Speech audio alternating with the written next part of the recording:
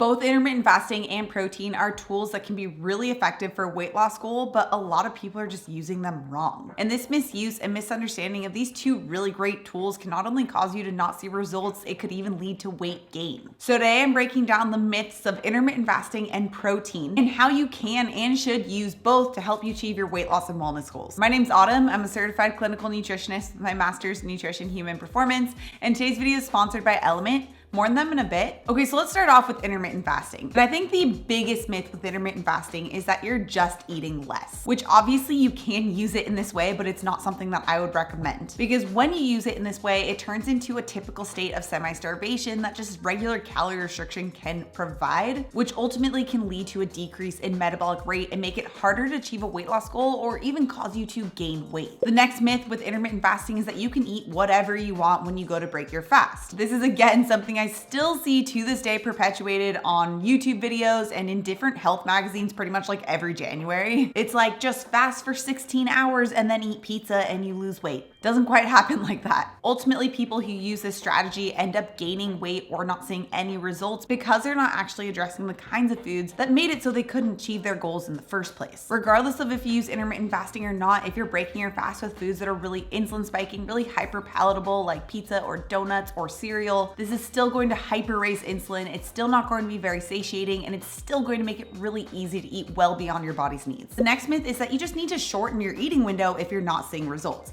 I see this still to this day in a lot of comments on my YouTube videos of people saying like, hey, I initially lost weight. I was using 16-hour fasting, but I'm not losing weight anymore. Should I go to like a 20-hour fast or a 22-hour fast or like alternate day fasting? And although intermittent fasting, when done the right way, is a really great tool to help the body burn fat as fuel, you still need to balance that out with eating and eating enough of the right types of foods to support your metabolic rate and therefore your weight loss goals. So typically in these circumstances, most people are just never addressing their food and they're still using that approach of eating whatever they want during their eating window or not making changes to their meals to better support their goals. And the last major myth with intermittent fasting is that you can eat whenever you want, or in other words, have your fast start and end whenever you want. This has caused a lot of people to just push their eating window later and later. So like breaking their fast around 2 or 4 or 8 p.m. and then eating all their food in the late evening. This way of using intermittent fasting and really ignoring the timing of when you go to break your fast makes it so that people are eating a lot of food during probably the worst time to be eating quite a bit of food, which is very late at night. And also eating too late in the evening and too close to bed can disturb sleep, which poor sleep quality is directly tied to weight gain around the belly. So here's what actually happens with intermittent fasting and what you should do if you do want to use it. So the first thing to understand is that intermittent fasting is not about eating less, it's about eating less often. This is the key differentiation between just simple calorie restriction and intermittent fasting. By viewing it in this way, you're still allowing yourself to eat enough of the right types of nutrients that will support your body and your metabolism so that you can achieve your weight loss and wellness goals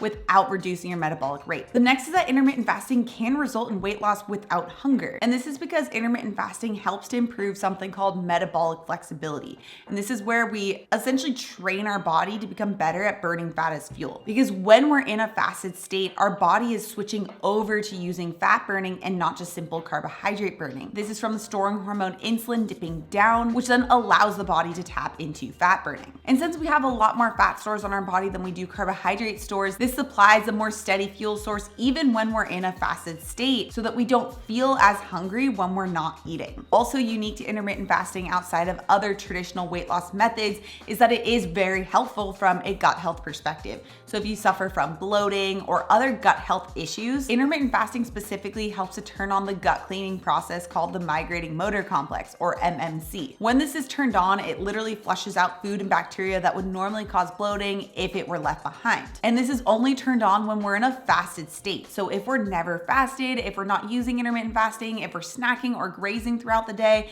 we're never getting those gut health benefits of the migrating motor complex. And then from a hormonal and a belly fat loss perspective, intermittent fasting can also be really useful for helping to balance out cortisol levels when you're doing it the right way. Studies are showing that if you have your meals earlier in the day, or something that's called ETRF, or early time restricted feeding, rather than pushing all your meals later in the day, this allows for more balanced cortisol levels where you naturally have the higher cortisol level in the morning, which is what you want so you have energy for the day, and then lower cortisol levels in the evening to help support deep, high quality sleep. And remember, poor quality sleep is directly tied to weight gain around the belly. belly. So when intermittent fasting is used the right way, where you're using meals, you're not snacking, you're timing your eating window properly, and you're making sure to actually eat meals that support your goals when you go to break your fast, there's a lot of benefits to be had from intermittent fasting. But if you're following a lot of these myths, it's easy to see the reverse response. Now we're gonna dive into protein, because this is one that can be such an amazing, if not the most important tool in your tool belt, but unfortunately, almost everybody is getting this one wrong. So before we dive into that, I wanna give a huge thank you to today's sponsor, LMNT. LMNT is a really amazing electrolyte company that was specifically created with intermittent fasting and lower carb eating in mind. When you're intermittent fasting, it's really easy to lose a lot of water and a lot of sodium from that lower insulin level during the fast. That loss of sodium can cause things like headaches, low energy, or muscle fatigue. So making sure that you're hydrated with enough water as well as electrolytes is really important for an intermittent fasting journey. I've personally been using LMNT for over 2 years. I make sure to have it every single day, especially on days that are really hot, or if I've had a really hard workout. I find I feel so much better, so much more energized when I have LMNT, and possibly even 2 elements on those days to make sure that I'm getting that proper electrolyte balance. I also love that LMNT comes in so many different amazing and delicious flavors, all with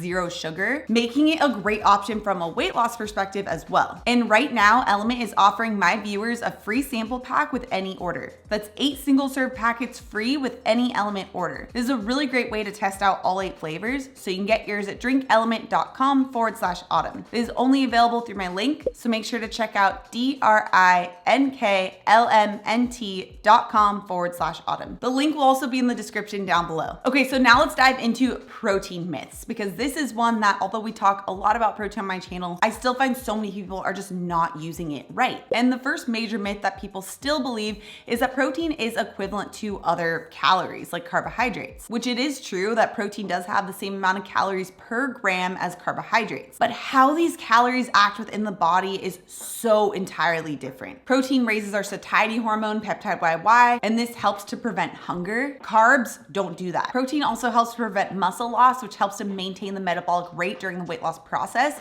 Again, carbs don't do that. Too little protein can result, and often does result, in muscle loss, which then lowers the metabolic rate and makes it harder to achieve a weight loss goal, and ultimately causes someone to keep having to eat less and less and less in order to achieve their goals. And it's because of this common myth why I don't recommend just simple calorie counting and calorie restriction, because it's not addressing this hormonal difference. Protein will prevent you from feeling hungry, will help to boost your metabolic rate, and will help to prevent sugar cravings. But if you're just viewing it as overall total calories, then this also tends to get reduced, just as all other calories will get reduced when you're simply cutting calories. The second huge myth is that protein makes you bulky. This misconception, I think, is from the early bodybuilder days, which, yeah, protein is needed to make muscle. That is very much true. But in order to look like Arnold, you also need extreme muscle stimulus in the form of exercise, and really specifically tailored exercise. You don't accidentally eat a few extra ounces of chicken and then turn up as Arnold the next day. The second protein myth is that you're getting more than enough. This myth and misconception is based on the USDA guidelines for protein,